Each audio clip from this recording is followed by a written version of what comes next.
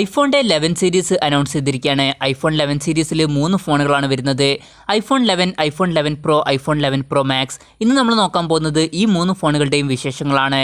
അതിനു മുമ്പ് ഇതുപോലുള്ള വീഡിയോസ് ഇനിയും കാണാൻ താല്പര്യമുണ്ടെന്നുണ്ടെങ്കിൽ ഈ ഒരു ചാനൽ സബ്സ്ക്രൈബ് ചെയ്യാവുന്നതാണ്.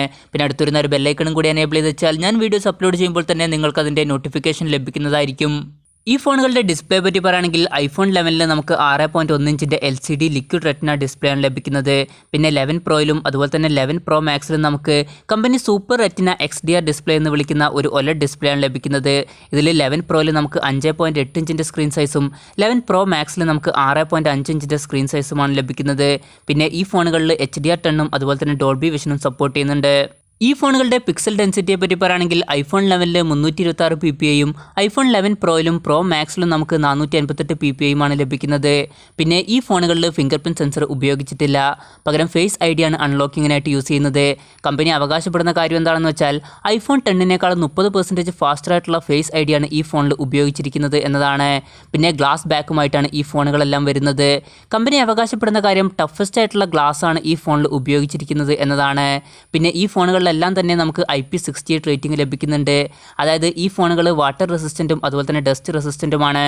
പ്രോസസ്സറിനെ പറ്റി പറയുകയാണെങ്കിൽ 3 ഫോണുകളിലും A13 ബയോണിക് ചിപ്പാണ് ഉപയോഗിച്ചിരിക്കുന്നത്. പിന്നെ എത്ര GB RAM ആണ് എന്നുള്ള കാര്യം കമ്പനി വ്യക്തമാക്കിയിട്ടില്ല. പക്ഷേ പറയപ്പെടുന്ന കാര്യം 3 ഫോണുകളിലും നമുക്ക് 4 GB RAM ആണ് ലഭിക്കുന്നത് എന്നുള്ളതാണ്.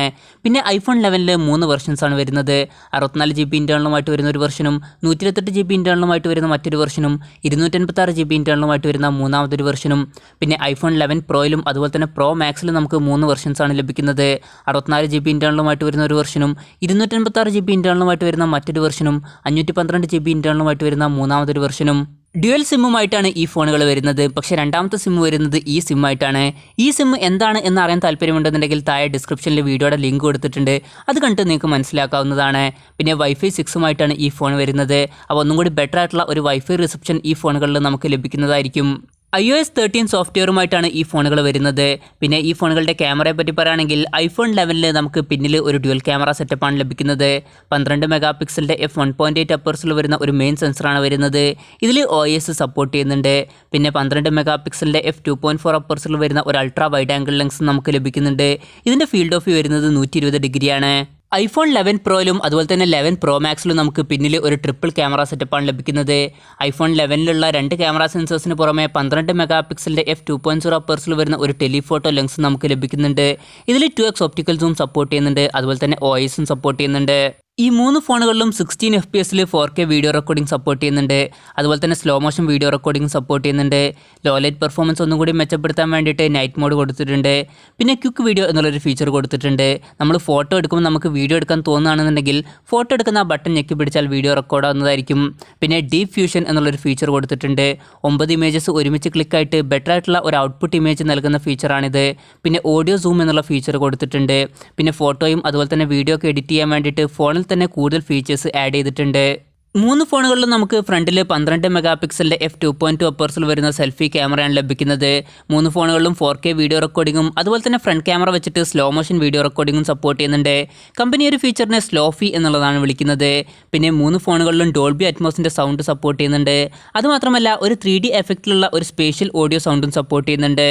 ഈ ഫോണുകളുടെ ബാറ്ററിയെ പറ്റി പറയുകയാണെങ്കിൽ ഐഫോൺ 11ൽ നമുക്ക് 3110 mAh ബാറ്ററിയാണ് ലഭിക്കുന്നത്. കമ്പനി പറയുന്നത് ഐഫോൺ XRനേക്കാളും 1 മണിക്കൂർ കൂടുതൽ ബാറ്ററി ബാക്കപ്പ് ഈ ഫോണിൽ നമുക്ക് ലഭിക്കും എന്നുള്ളതാണ്.